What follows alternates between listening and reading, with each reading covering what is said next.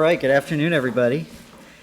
I'm John Allen Gay. I'm the executive director of the John Quincy Adams Society. We're pleased to be, with the Notre Dame International Security Center presenting this event.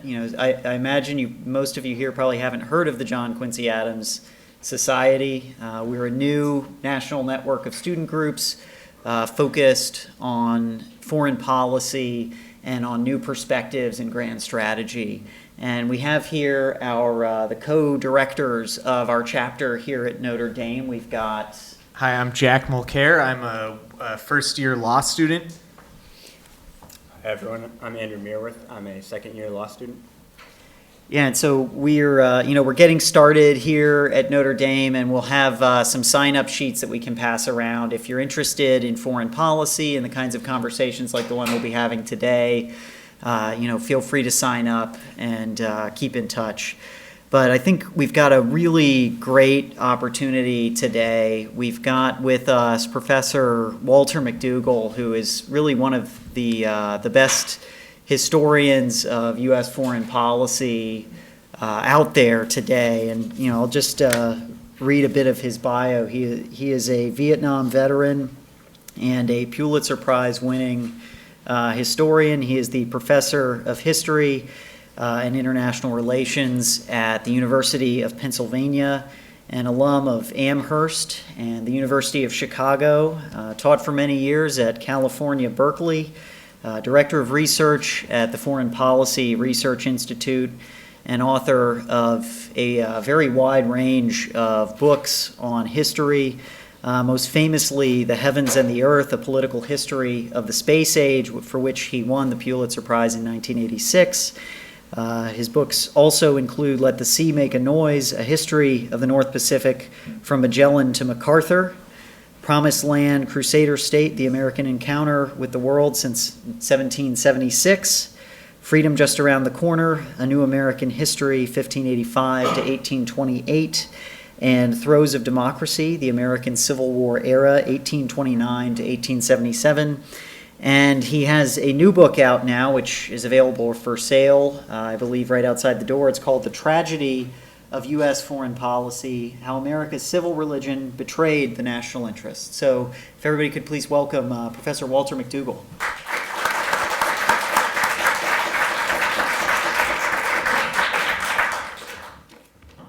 Good afternoon. Thanks for coming out. Thank you, John, for the introduction. Thank you, Michael Desch, for hosting me here at Notre Dame. This is my first visit to Notre Dame. I'm kind of ashamed to say I grew up in Chicago. You'd think I'd have been to Notre Dame before. But in all these years, no, I never had. And so this is my first visit. It's a lovely, magnificent campus and a great intellectual community. And I am absolutely delighted to be here, particularly because it was so hard to get here. I had a day of travel from hell yesterday, trying to get through the Detroit airport, and with all kinds of cancellations and mess-ups. Delta Airlines did not do itself proud, but I finally made it, and I'm very, very relieved to be here. Now, I'm going to talk about my new book primarily, but I'm also going to target my remarks, the last half of the lecture primarily. I'm going to focus in on what I have to say about John Quincy Adams, for obvious reasons. Now, readers today and certainly in the future will assume that the author of this book intended it to be, a kind of a swan song, a somber reflection by an aging historian about his nation's ascent to great power and glory, only to watch the power and glory be sacrificed through nemesis, through hubris and nemesis. In other words, a kind of 21st century reprise of Thucydides. But nothing could be further from the truth, because I never intended to write this book at all. Following the publication in 2004 and 07 of my two lengthy narratives on the American founding and then the American Civil War era, I expected to complete a trilogy of books with a volume on the Progressive era that would trace America's rise to world power.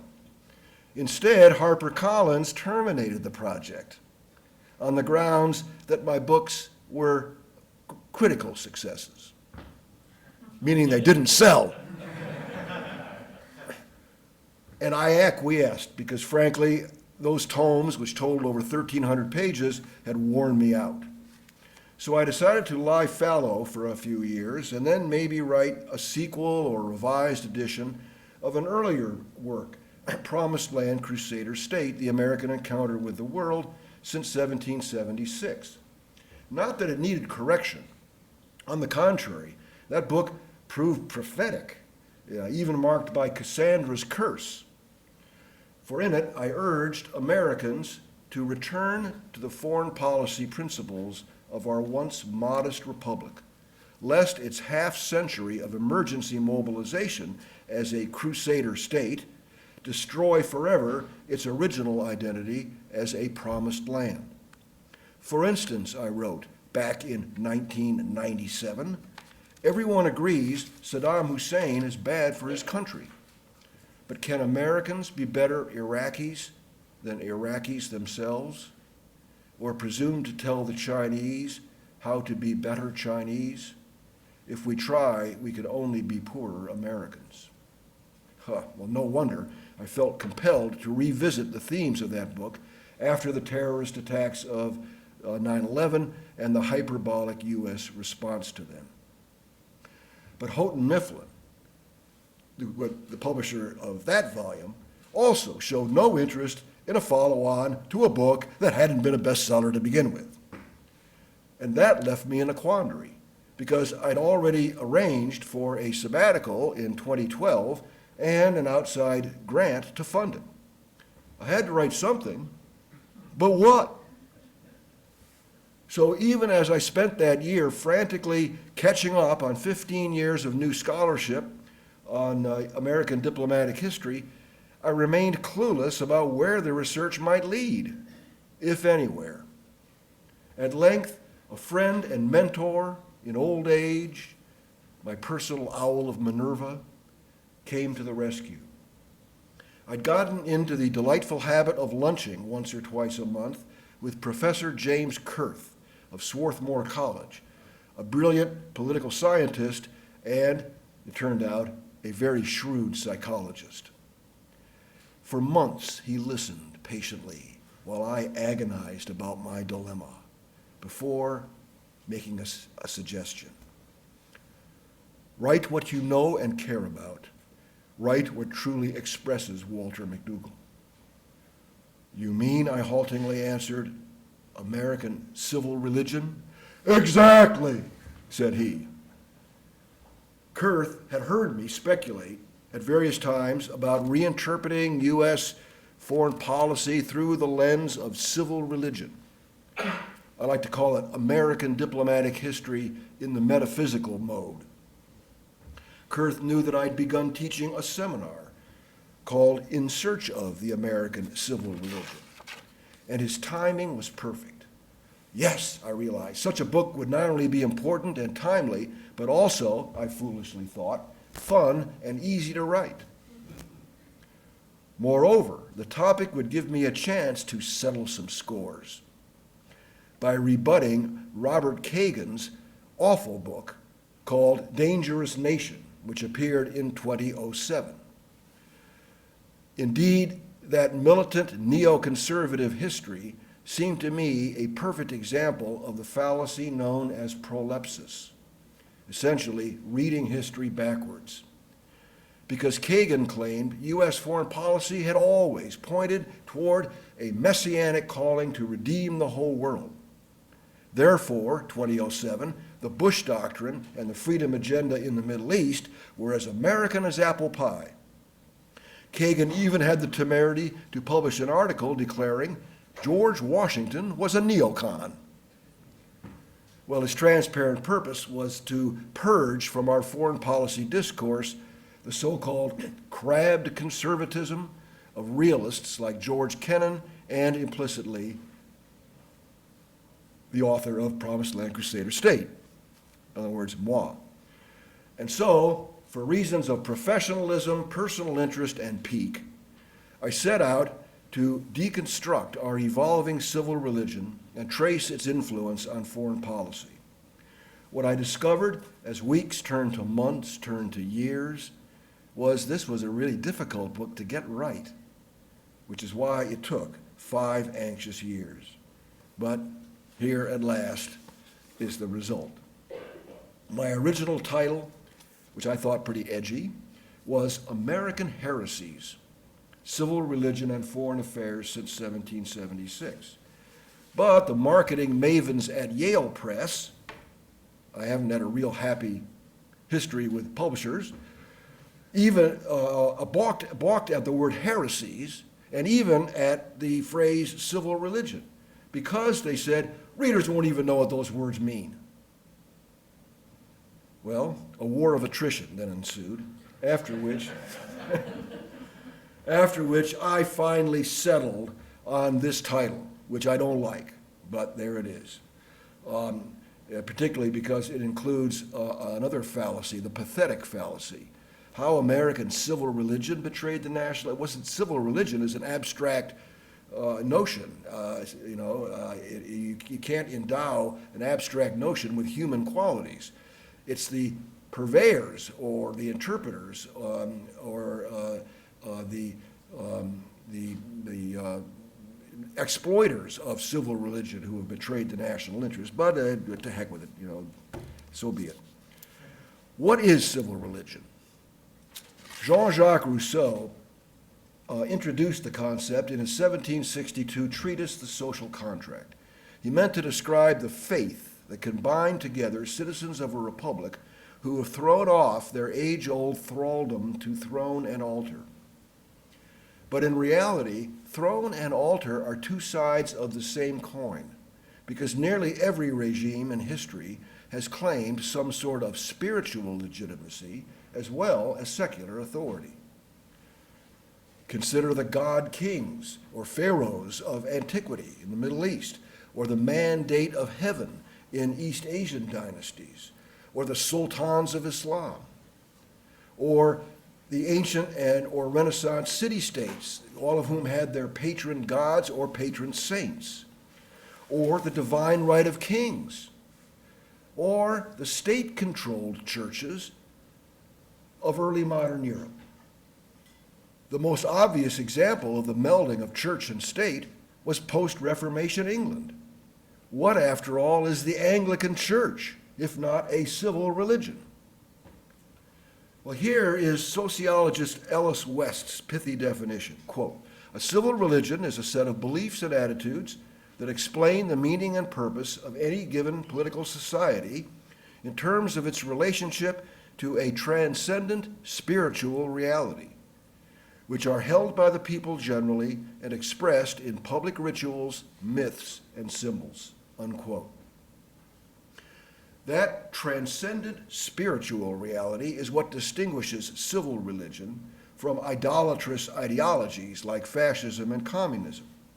Americans did not worship their government. They recognized, as James Monroe wrote, if men were angels, no government would be necessary. And since it was axiomatic, human beings are flawed, the framers of the Constitution carefully checked and balanced the powers of government. No, what Americans worshiped was a deity whose theology was a rich amalgam of Protestantism and Enlightenment reason, the deity who made them one out of many, a new order for the ages, and who blessed their undertakings, to quote the Latin phrases inscribed on the Great Seal of the United States. Well, for over 200 years, Americans took all that for granted, so much so that even as they practiced what I call a divine right republicanism, they never acknowledged that civil faith until 1967, when Berkeley sociologist Robert Bellah published his seminal essay, American Civil Religion, in the journal Daedalus. Well, that inspired about 20 years, roughly, of books and articles on the rhetoric and the impact of civil religion over 200 years. But I missed out on all that literature. because my own consciousness of civil religion didn't really emerge until my research for Promised Land Crusader State, and especially my 2004 book, Freedom Just Around the Corner. It was then that I came to see, yes, the War of Independence, it really was a holy war, because the colonial patriots risked their lives, fortunes, and sacred honor in the belief they were actors in a play scripted by the author of history, capital A, capital H. Who was that author? Most churched Americans readily assumed the God watching out for their country was the same one they worshiped on Sunday morning. But the American God really had no name, or 100 vaguely Unitarian names. From President Washington to President Andrew Jackson, he was referred to in the inaugural addresses as the Father of Lights, Supreme Architect, Almighty Being, Invisible Hand, Patron of Order, Fountain of Justice, Infinite Power, or just Providence. And for a surprising percentage of founders, he was also the Freemasons' G, the God whose name is geometry and whose watchful eye oversees the unfinished pyramid that appears on our Great Seal, and also on the reverse of your $1 bills to this day. If Americans had ever fallen to quarreling over the identity of their national God, the Union might not have survived. So the Constitution was silent about religion. Not because the Revolution was secular, but because it was civil religious. The No Establishment Clause of the First Amendment, I think, really did establish what I call the classical American civil religion, whose gospels included the Declaration of Independence and Constitution, and whose epistles included the presidential inaugural addresses and other prominent speeches. Well, what was the origin, the etiology of this ACR, this American civil religion? Well, we baby boomers grew up learning from Perry Miller and Daniel Boorstin and a host of textbooks that John Winthrop's 1630 sermon to the Puritan founders of New England was kind of the keynote address of American political culture, with its unique notions of exceptionalism and heavenly mission. And I see there is a new book out from a professor at Yale that appears, I haven't read it yet, but from the review, it appears to sort of reprise this old argument. Well, that was the conventional wisdom back during the Cold War, when Americans needed to be persuaded by their elites to undertake global commitments. Well, today we know better about the place of John Winthrop's sermon in history, thanks to an historian named Richard Gamble, whose remarkable book, In Search of the City on a Hill, The Making and Unmaking of an American Myth, has proven that the civil religious trope derived from Winthrop's sermon was forgotten. It wasn't even published for 150 years. And then it was ignored by historians, politicians, everybody for another 100 years. It was only beginning with Perry Miller around the middle of the 20th century that it became this great trope of American political culture. In other words, Winthrop's sermon was an artifact of America the Crusader state, not an archetype of America the Promised Land. But anyway, getting off the point. Meanwhile, I'm doing my research. I've discovered the reality of the civil religion, and I had begun to trace the ACR back to its real source, which was, not surprisingly, the British civil religion, painfully crafted over 175 years of Tudor-Stuart history. First, the English tamed their church by placing their monarch at its head instead of the Pope. Then they tamed the monarch in the Glorious Revolution of 1688, establishing parliamentary supremacy. And then, under the Whig establishment of the 18th century, the British people embarked on their stunning career overseas, imbued with 4 imperial spirits. First one was rural and commercial capitalism. The second was a rabid anti-Catholicism. The third was an aggressive imperial rivalry against other Catholic powers, France and Spain. And the fourth was a kind of right of eminent domain. John Locke argued this over lands occupied by indigent peoples, peoples like the Irish and Indians in North America. Their land was forfeit because they didn't do anything with it. God didn't intend us to run around in the woods hunting deer or be indigent Irishmen on their boggy farms. They're not developing the land the way a good Englishman does. Well, no one imbibed those 4 spirits more deeply than the settlers in the 13 American colonies.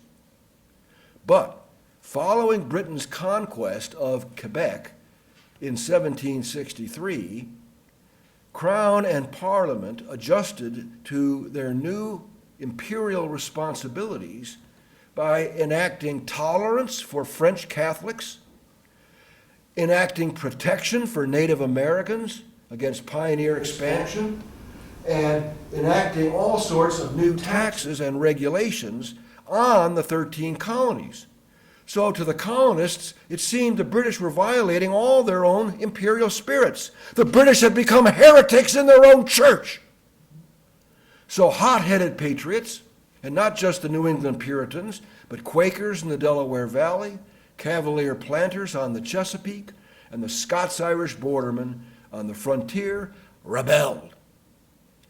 Those 4 cradle cultures, which have been lovingly examined in David Hackett Fisher's book, Albion's Seed, expressed their own definitions of liberty, but they all had cause to resist British authority.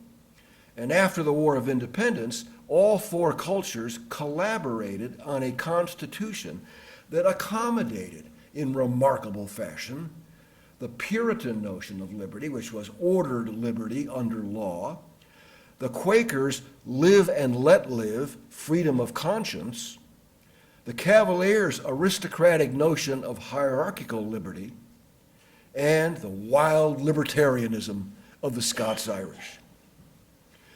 In foreign policy, however, the first and greatest high priest of the classical ACR was George Washington. It's sobering, really sobering, to revisit the precepts of his farewell address and recall Americans, once upon a time, held them sacred. Washington's model was Moses, whose farewell address in the book of Deuteronomy promised the Israelites they would thrive in their land of milk and honey if they obeyed the Lord's commandments, but they would be cast out and become a byword if they worshiped other gods. Likewise, Washington gave his people commandments. 1, jealously to preserve individual liberty and national unity. 2, cultivate religion and morality. 3, cherish the public credit. Oh gosh, we've forgotten that one, haven't we? 4, observe good faith, peace, and harmony with all nations. 5, avoid inveterate antipathies or attachments toward foreign countries. And 6, shun foreign alliances except in emergencies. Washington prophesied that so long as Americans heeded those precepts, their nation would grow and prosper beyond measure. But do you know what Robert Kagan had to say about that? He claimed Washington didn't really mean it. He said Washington really meant Americans just had to follow those rules for maybe a generation, 30 years or so, until the United States had grown mighty enough to dictate terms to the outside world. And that laid the basis for Kagan's further claim to the effect John Quincy Adams didn't really mean it when he told Congress in 1821, America goes not abroad in search of monsters to destroy. The proof text Kagan employed to buttress that idiosyncratic argument was an 1817 letter in which Adams writes, "The universal feeling of Europe in witnessing the gigantic growth of our population and power is that we shall, if united, become a very dangerous member of the Society of Nations," unquote. Well, I parsed the context and the timing of that letter from every angle, and I concluded it had to mean the opposite of what Kagan claimed it meant. Adams was suggesting that if Americans remained true to Washington's precepts, they would soon provide so great an example of liberty and prosperity that Europeans themselves would come to question the legitimacy of their monarchical governments. But, Adams warned, if Americans allowed sectionalism to tear the Union asunder, then they would become dangerous to themselves. My book goes on to trace the transformation, or deformation, as James Kurth calls it, of American Protestantism and civil religion over the 2 centuries since that time. I tell in the book how the Civil War marked a schism that eventuated in the imposition of a new Republican orthodoxy, which I term the neoclassical ACR. Neoclassical ACR. Neo,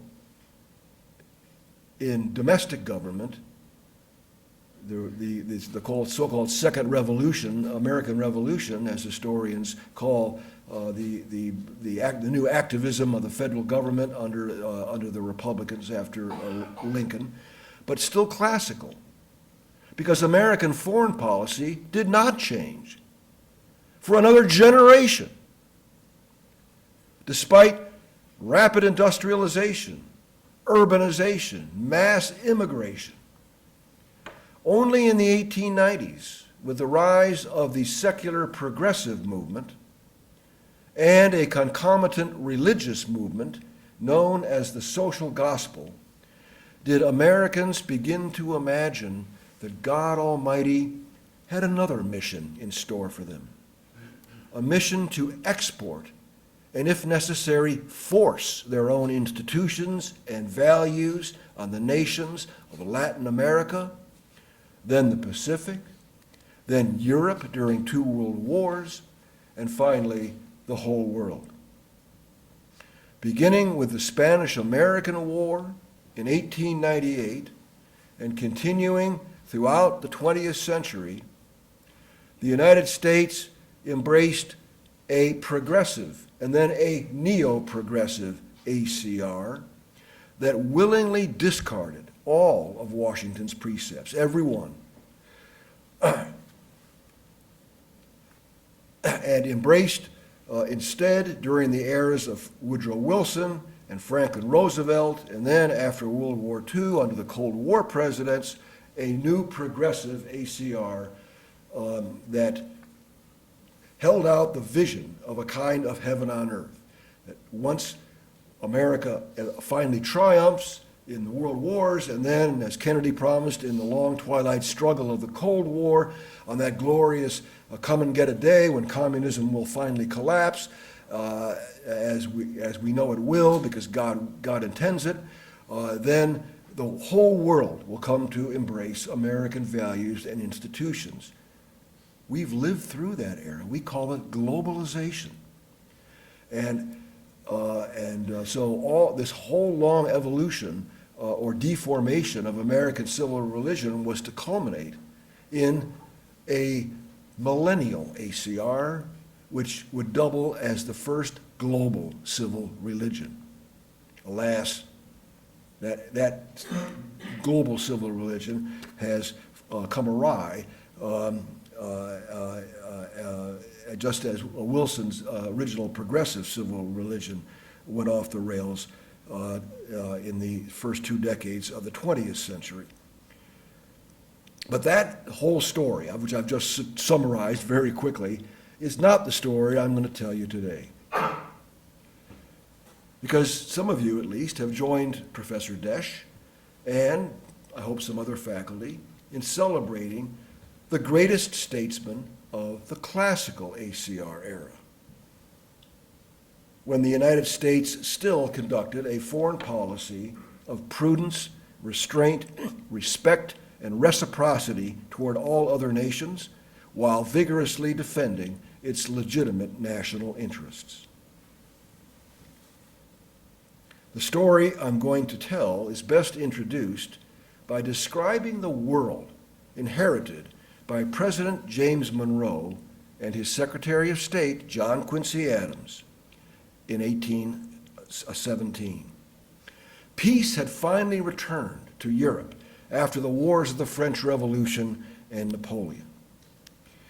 At the 1815 Congress of Vienna, delegations from Great Britain, the Austrian and Russian empires, the Kingdom of Prussia, and the restored Kingdom of France upheld the principle of dynastic legitimacy.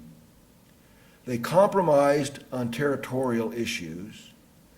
They calibrated a balance of power among themselves, and they pledged to concert their diplomacy, to cooperate in the future, to prevent any future revolutions and wars.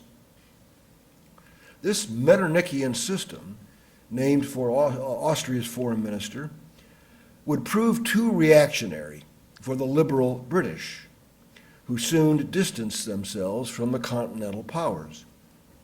But to call the conservative Congress of Vienna system a foretaste of 20th century totalitarianism, as Robert Kagan did in his book, talk about prolepsis, is just absurd. The real totalitarian foretaste, if there was such a thing, had been the French revolutionary regimes, the radical Jacobins, the military dictatorial Napoleon. And it was the recurrence of such hideous regimes that the Vienna system was designed to prevent. And yet, Americans of that era, bursting with Republican pride, did damn the Holy Alliance. The Holy Alliance, they called it, as a kind of an ignorant shorthand for the whole Vienna system. While Americans ignored, or just didn't notice, the tremendous blessing which the Congress of Vienna had bestowed on the United States.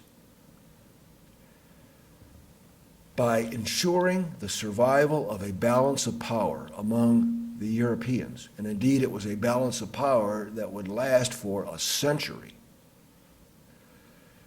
the Europeans inadvertently freed up the United States from any concerns about rivalries with other great powers, and therefore were free to expand across the continent and develop it. No modern nation, except maybe Brazil, has enjoyed such geopolitical advantages as the United States did in the century after 1815. And since only Americans could risk those advantages through gratuitous aggravation of foreign powers, the wise course was to practice a strategy of self-containment with regard to the old world. And likewise, what old world power was most able to pursue a containment strategy against the United States? It was Great Britain, the world's greatest sea power, and also, of course, the ruler of Canada. And so, the first problem of neighborhood was how to expand the Anglo-American truce, which concluded the War of 1812, concomitant with the climax of the wars against Napoleon, how to expand that truce into a permanent peace pact based on the demarcation and demilitarization of the U.S.-Canadian border. And that task was accomplished quickly in the Rush-Bagehot Accords of 1817-1818. The second problem of neighborhood was how the U.S. should relate to the regimes emerging to the south from the wreckage of the Spanish Empire. That task preoccupied John Quincy Adams. Let me say a few words about John Quincy. Can you imagine being homeschooled by John and Abigail Adams? If you can, then you won't be surprised at the brilliance, erudition, integrity, precocity, and piety of John Quincy. His curriculum as a child included 6 foreign languages, Greek and Roman classics, history both ancient and modern, political theory, and the Bible, which he got up to read every day before dawn. His education also included 17 years in European capitals on and off, beginning in 1778 when he clerked as an 11-year-old for his father in Paris. While back home, John Quincy took 2 degrees from Harvard and began a law practice. But in 1793, he wrote 2 anonymous, but everybody knew who wrote them, 2 anonymous pieces, the so-called Marcellus and Columbus letters, which defended Washington's declaration of neutrality toward the wars of the French Revolution.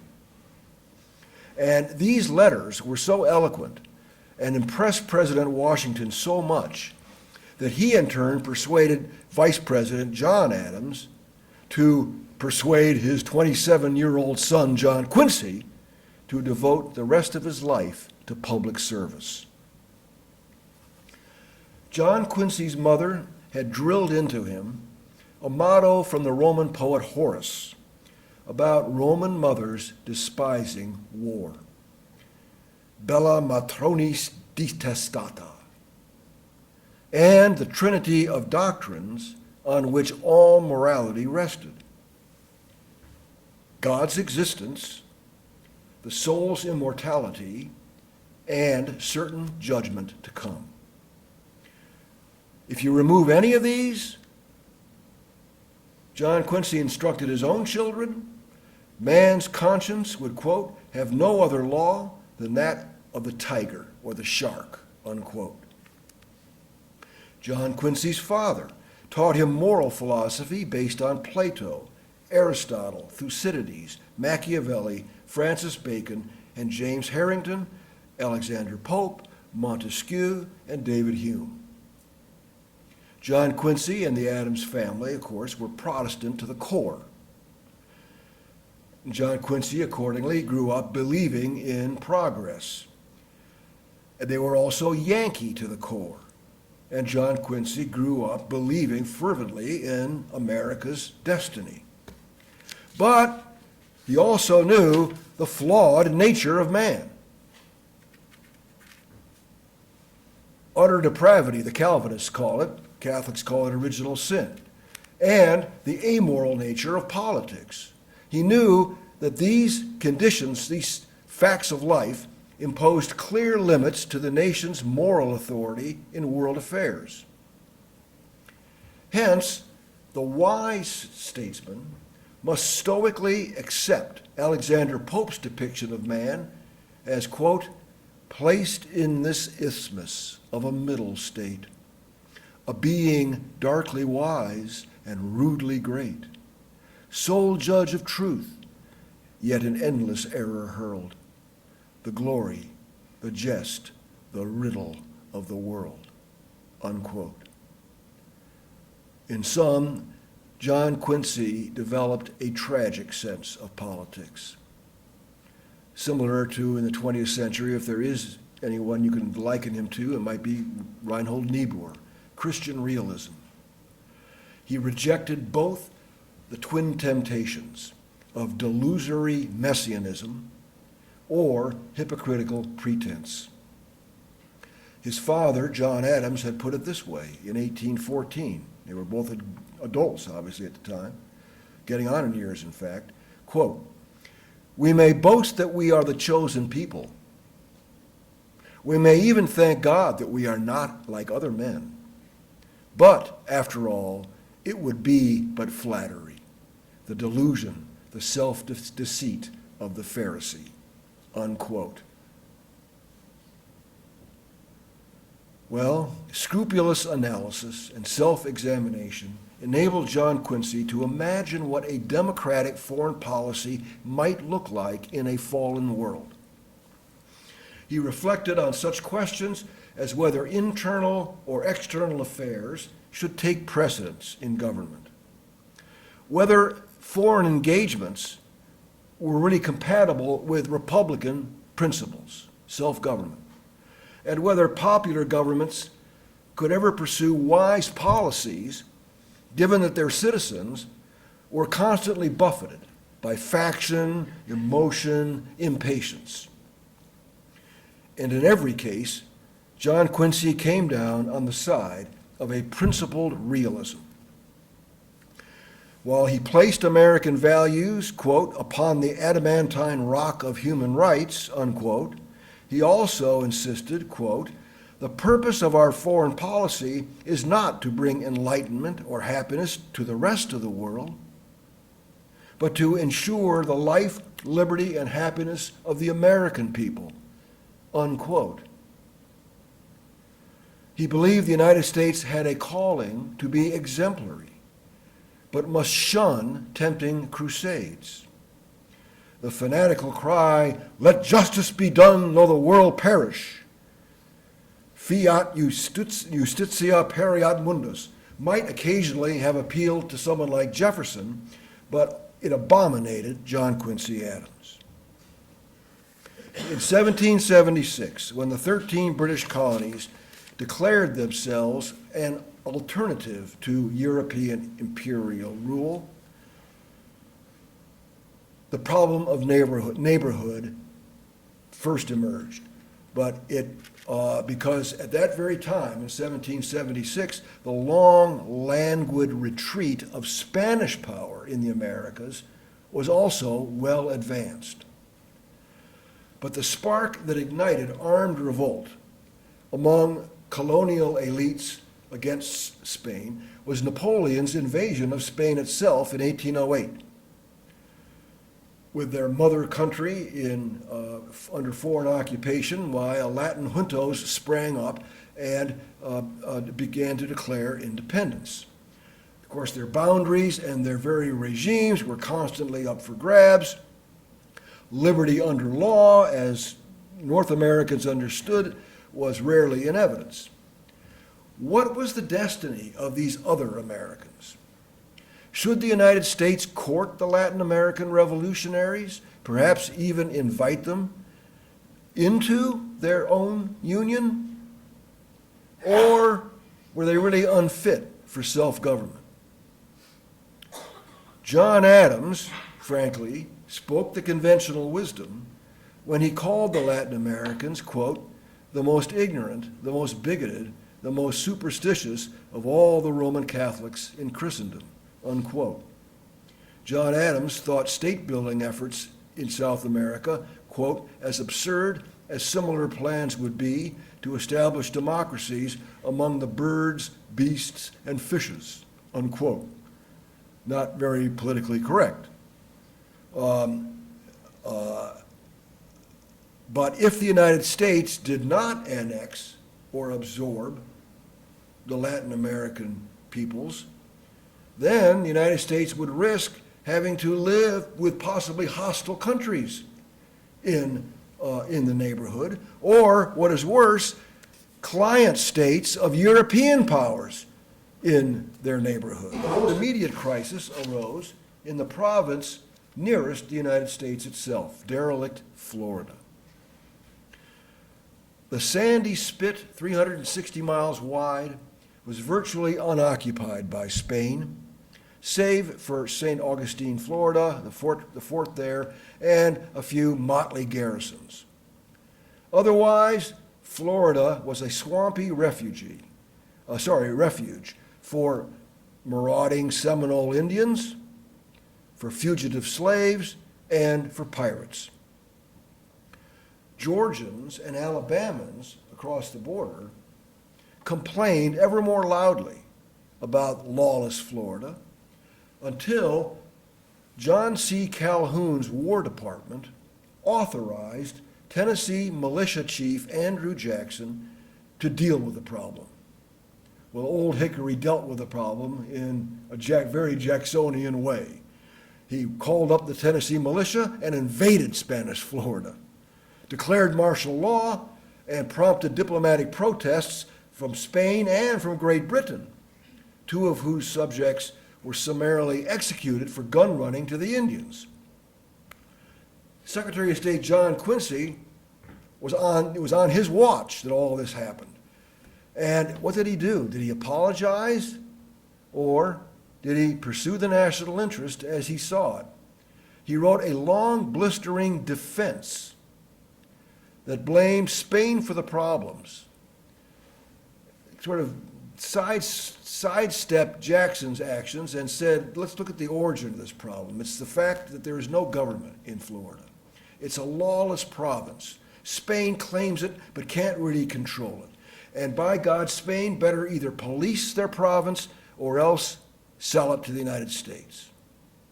The beleaguered Spanish crown elected to bargain.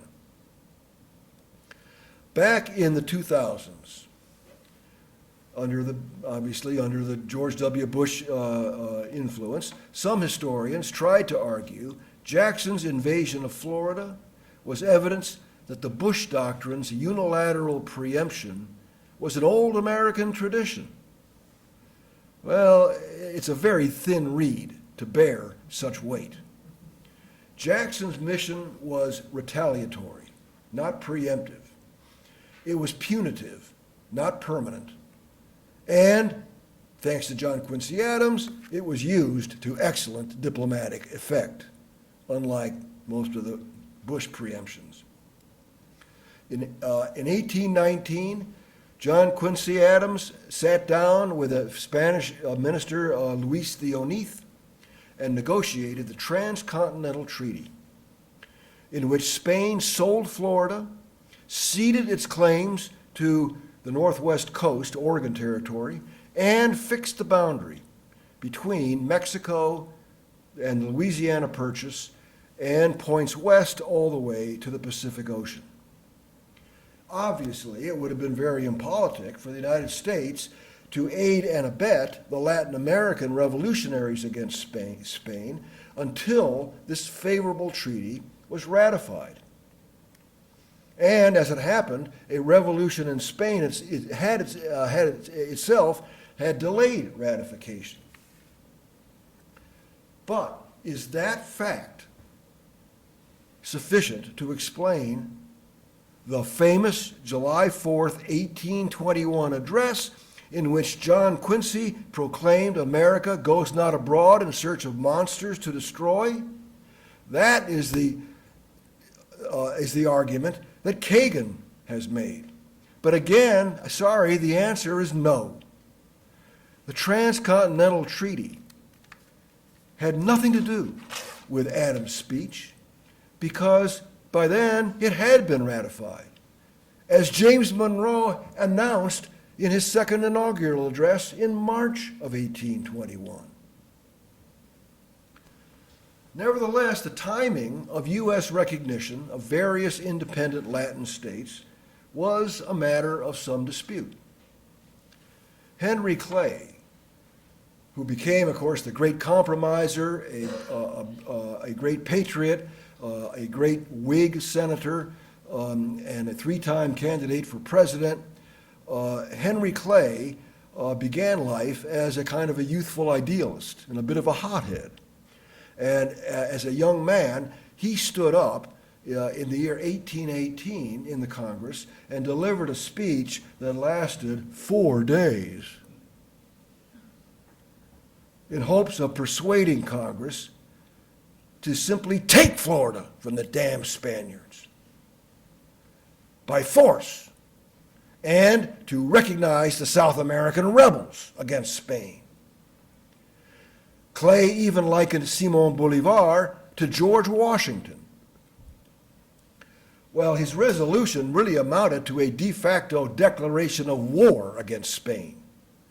And John Quincy Adams was hotly opposed to it.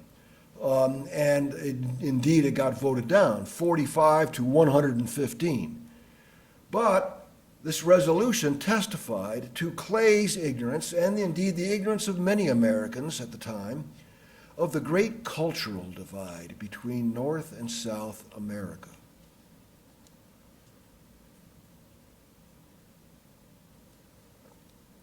Clay wanted to call Simon Bolivar the George Washington of South America. But Bolivar had already pledged to wage, quote, a war to the death, unquote, and he beheaded 1,000 Spanish prisoners of war. Bolivar had proclaimed, quote, our people are nothing like Europeans or North Americans. Indeed, we are more a mixture of Africa and America than we are the children of Europe, unquote. Bolivar rejected federalism in the belief that governing his people required strong central authority and a standing army. Bolivar dreamed of a United States of South America, the better to resist imperial pretensions from North America. Well, given all those deep differences, which John Quincy Adams understood very well, he saw no advantage in premature recognition of Mexico, Venezuela, Colombia, or Peru. The United States owed reciprocity and respect to the great nation of Spain, just as it did to all other nations. And so he was not going to stick his thumb in the eye of the Spaniards by gratuitously recognizing the Latin American revolutionaries, or for that matter, gratuitously annexing Florida. He did it through the negotiation. And he also lectured Henry Clay that the final issue of their present struggle would be their entire independence of Spain. I have never doubted that it was our true policy and duty, however, to take no part in that contest. I was equally clear. The principle of neutrality to all foreign wars was, in my opinion, fundamental to the continuance of our liberties and our union, unquote. Now, it's 1821. Add to that principle the domestic contingencies that were raised by the financial panic of 1819, the Second U.S. Bank, and the scary debate over Missouri statehood over slavery, the extension of slavery in the new state of Missouri, which Jefferson called the fire bell in the night, and the caution exhibited by John Quincy Adams in his Principles and Rhetoric, and his speech about going not abroad in search of monsters to destroy, which seemed to be overdetermined. There were all kinds of reasons for the federal government, and Adams in particular, to exercise prudence and caution. But to dismiss it as merely tactical, merely political, is either dumb or dishonest. Somebody did that. I don't have to tell you who it was. The self-described purpose of the speech, self-described, which John Quincy delivered, by the way, in an academic gown at the podium of the House of Representatives, was to reply to Edinburgh as well as to Lexington. What did that mean? Well, the former referred to Britain's Edinburgh Review, a political journal which had launched the opening salvo in what came to be known as the War of the Quarterlies, by posing the question, what has America done for mankind? The latter, the reference to Lexington, referred to Henry Clay's Kentucky plantation. So Quincy Adams is drafting a speech that is aimed at the British and aimed at Henry Clay. Well, most of the address is ignored because it's a long history lecture explaining that Anglo-Saxon yeomen had once enjoyed liberties based on self-government, private property, and common law, only to lose it all after the Norman invasion of England in 1066. They then spent the rest of the Middle Ages struggling to regain their liberties. They did so finally in 1688, only to have King George III revert to policies of oppression, which defiant American colonists stood up to defy and champion the cause of liberty. And then the Americans, having won their independence, established a constitution that made their new republic a glorious contrast to martial imperial Britain. Yet, what was it, asked John Quincy, that the Edinburgh Review now proposed? It proposed, nay, insisted, that America unite herself with, quote, the liberal and enlightened part of the English nation, unquote, to crusade on behalf of reform movements in Germany, France, Spain, Italy, Latin America. And that is what set the stage for John Quincy's stirring climax in this invariably overlooked paragraph of the speech. And now, friends and countrymen, if the wise and learned philosophers of the elder world, the inventors of Congreve rockets and shrapnel shells, should find their hearts disposed to inquire, what has America done for the benefit of mankind? Let our answer be this. America, with the same voice which spoke herself into existence as a nation, proclaimed to mankind the inextinguishable rights of human nature as the only lawful foundations of government.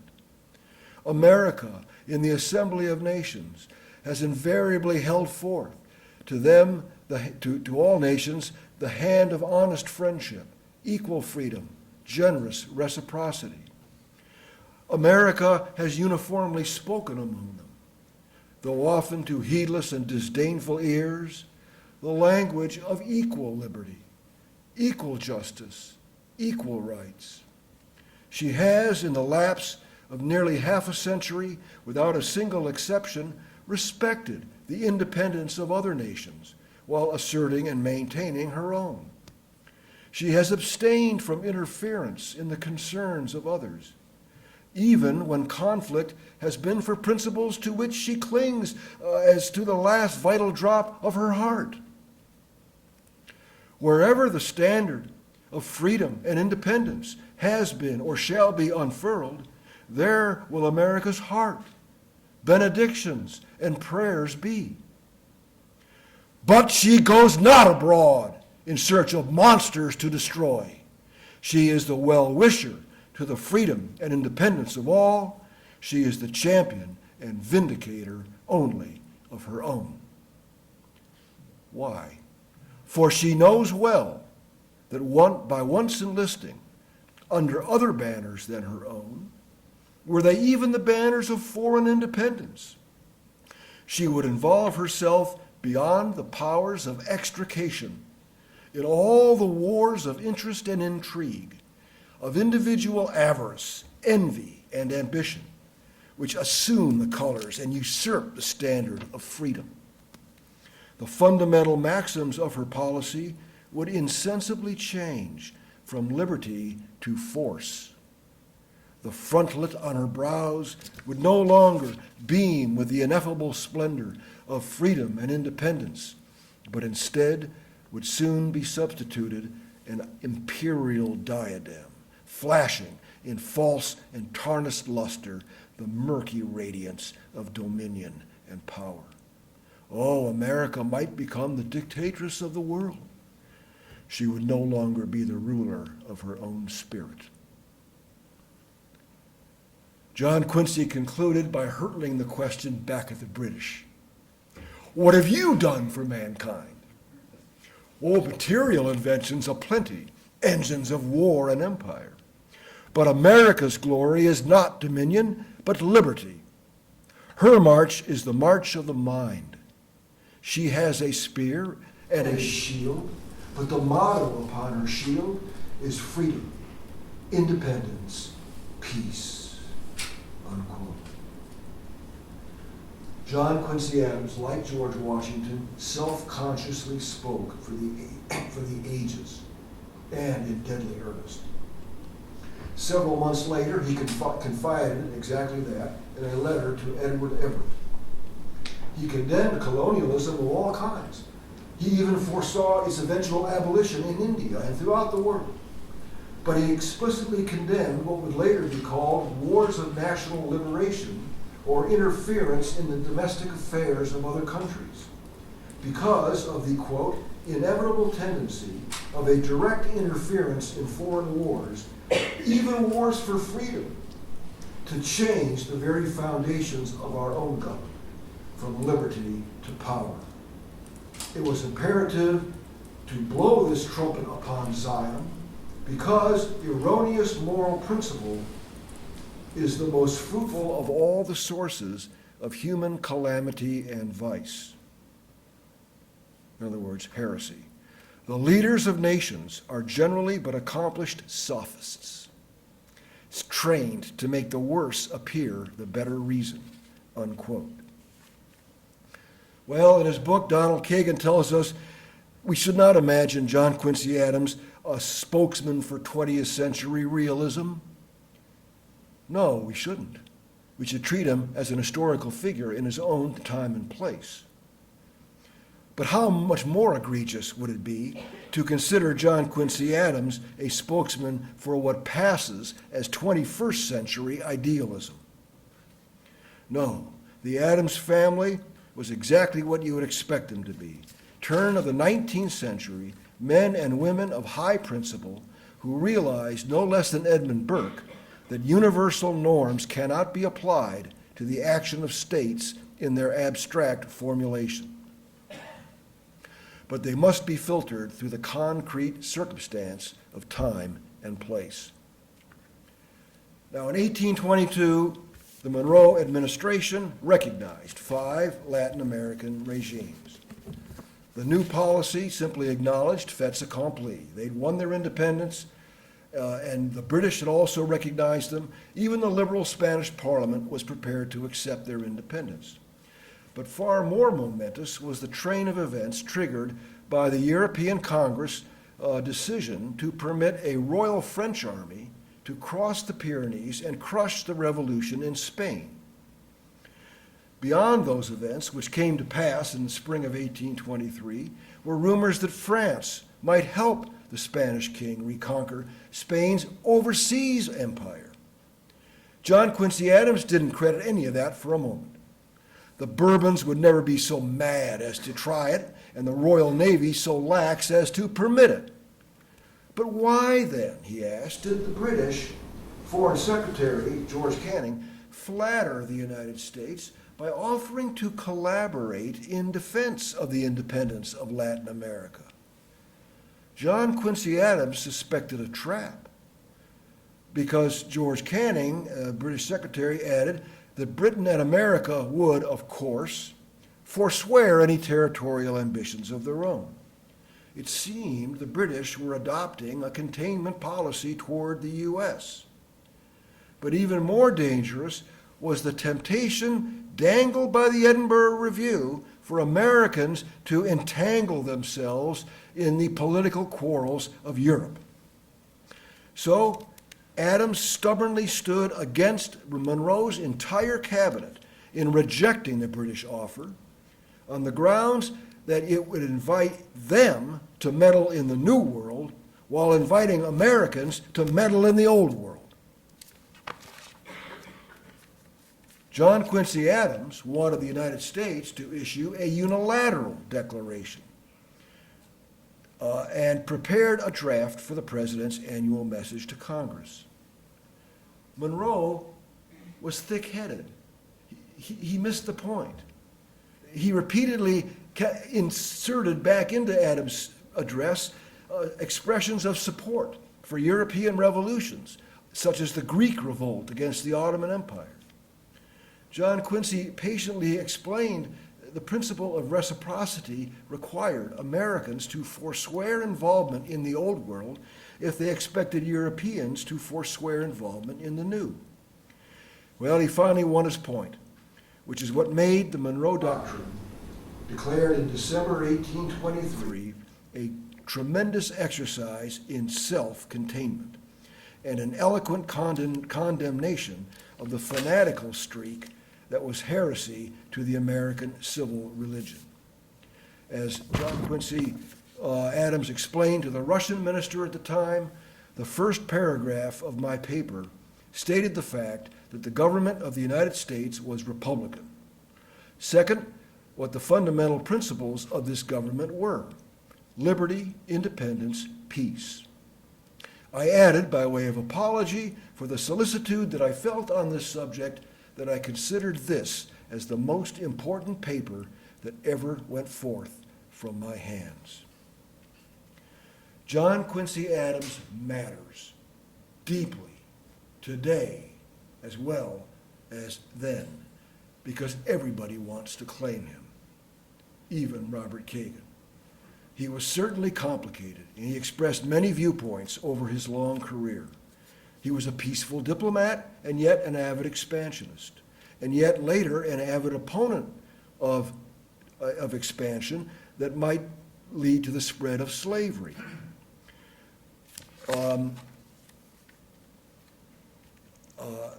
But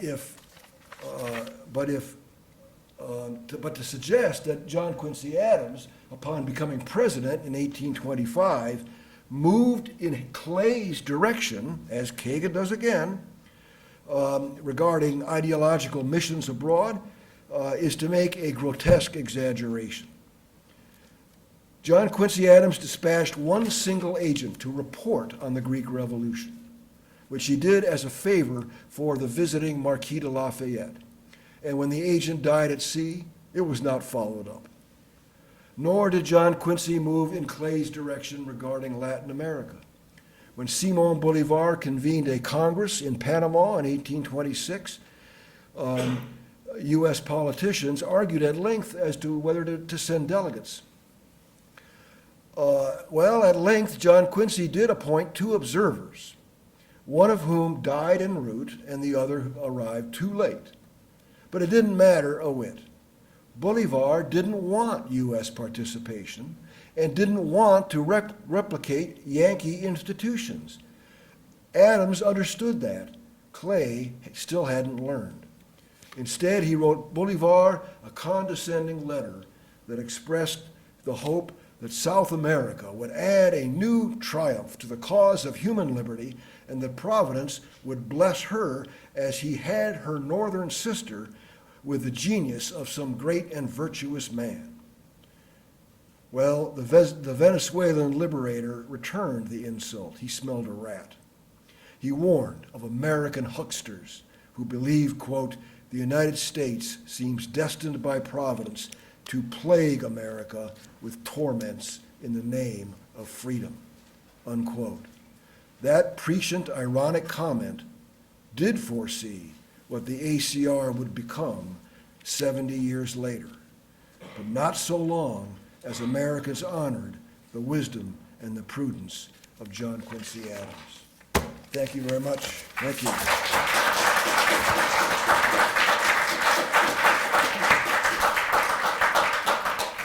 Walter, what a marvelous inaugural talk for the establishment of John Quincy Adams Society chapter here at the University of Notre Dame. The hour is a little bit late, but would you be willing to take a question or two? We need to speak into the microphone so we can record all the proceedings this evening. I've got a question in the back, and I'll bring the microphone back as well. Thanks so much, Professor. I once heard an historian criticizing President Obama for justifying lack of intervention. I think it was in Syria, but justifying it by saying, I believe revolutionary movements are best when they're organic.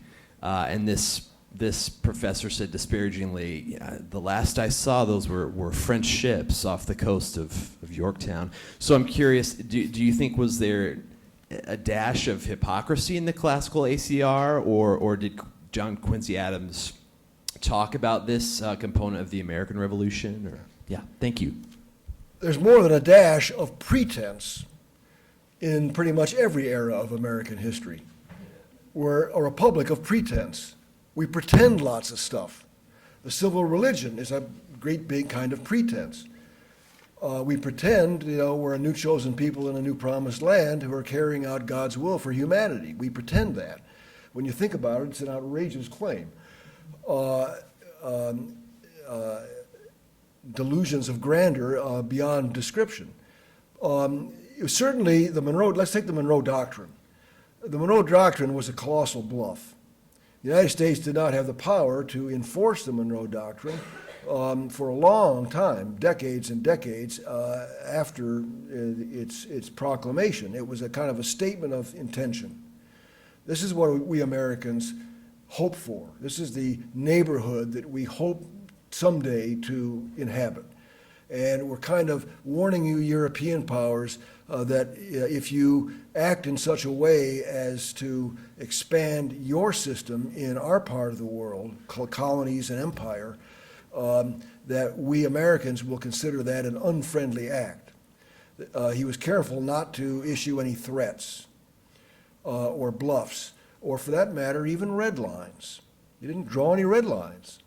And the United States continued to be perfectly content to exercise reciprocity and respect for the British in Canada, all the European powers who had colonies in the Caribbean, and Russian Alaska, which remained until 1867, and so forth.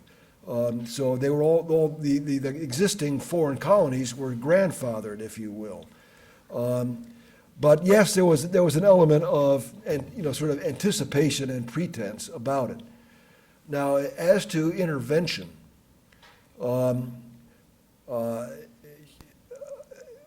American presidents, ever since really World War II, are caught. They're caught in the system. You can call it the deep state. You can call it the permanent commitments and alliances the United States has made with countries all around the world, and the fact that we've become a military superpower and don't seem to know how to draw back or retreat from that posture means that we're constantly being pulled in to crises wherever they happen, not necessarily even by choice. Obama might have wanted to really withdraw from here and there in the Middle East in particular. He never could, and he even in places like Libya got sort of tempted to wade back in again, and so presidents. The rhetoric of presidents always becomes another pretense. They may be very sincere at the time that they're speaking in their inaugural or other occasions. They may be very sincere about their promises and commitments and principles, but they can never live up to them. Too much is out of their own control. And what that means, of course, is that the United States has allowed other countries, other movements, other forces, other ideologies to control our behavior. I remember, I don't know, it was during the war, I guess it was in the latter stages of the Iraq War, around 08 or so. I was at a conference, and the news splashed on the front page of the newspaper that Kyrgyzstan was in a crisis and that we Americans really had to worry about this. And I almost cried. I almost cried. And I'm a foreign policy expert. I actually know where Kyrgyzstan is. What kind of a superpower are we when we have to worry about Kyrgyzstan? And when they can, the people in the Kyrgyz people are in a position to affect our mood here in the United States. That is not dominance. That's not hegemony. That's slavery. So we have another question back here.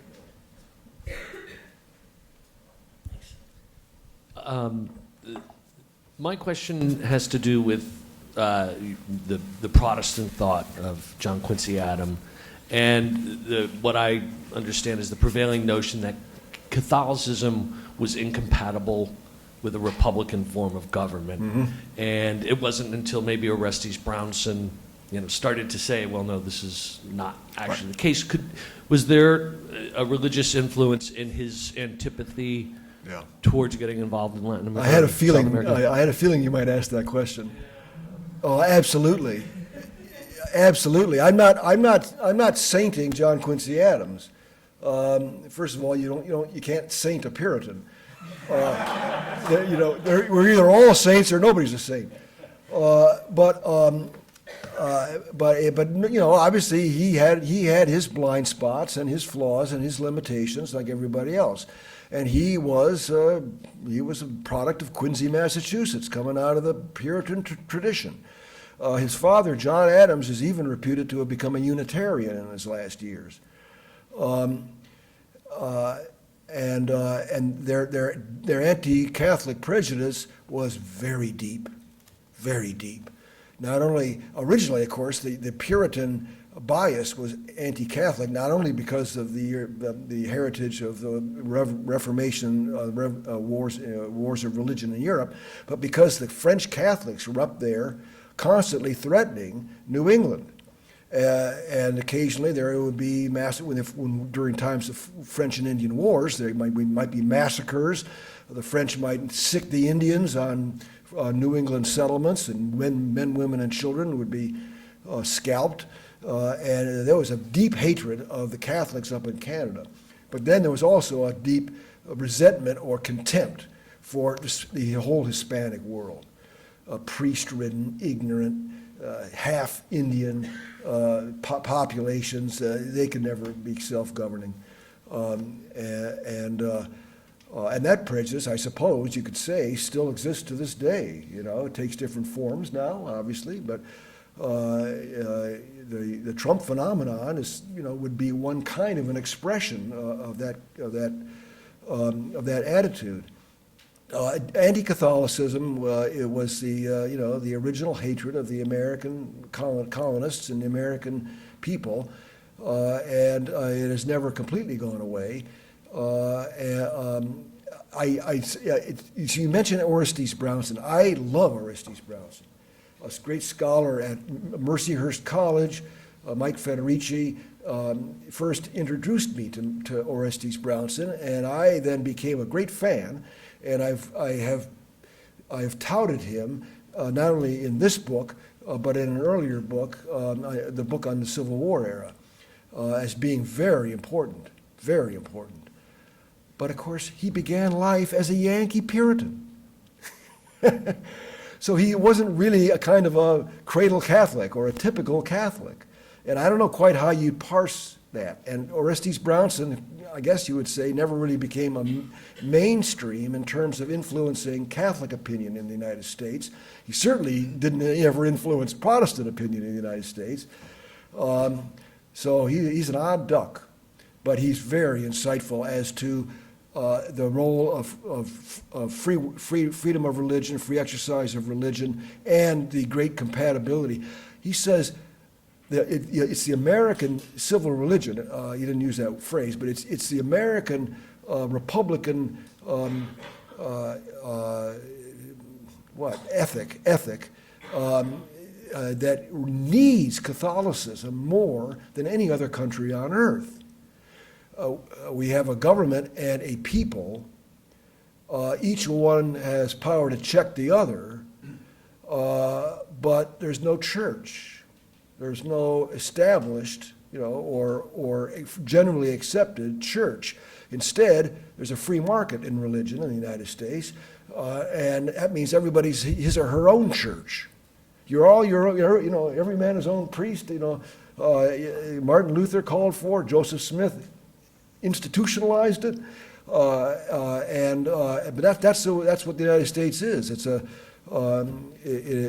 a free market in ideas in general, including religion, and that means that it follows the same laws of public opinion and the spirit of the age and all the rest as politics. It's not really an independent measuring stick or a check on the behavior of citizens or on the behavior of governments.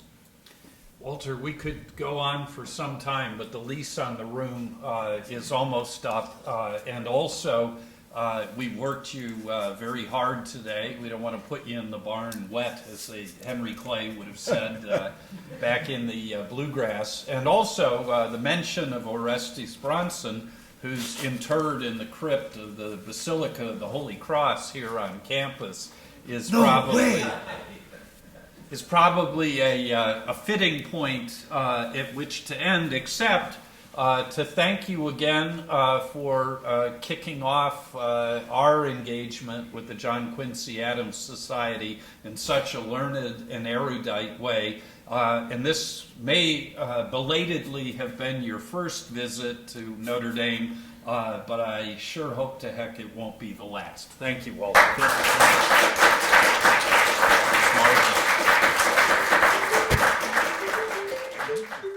If you'd like to follow the Notre Dame International Security Center seminar series, please visit our website at politicalscience.nd.edu/NDISC/, or follow us on Twitter at #ND_ISC.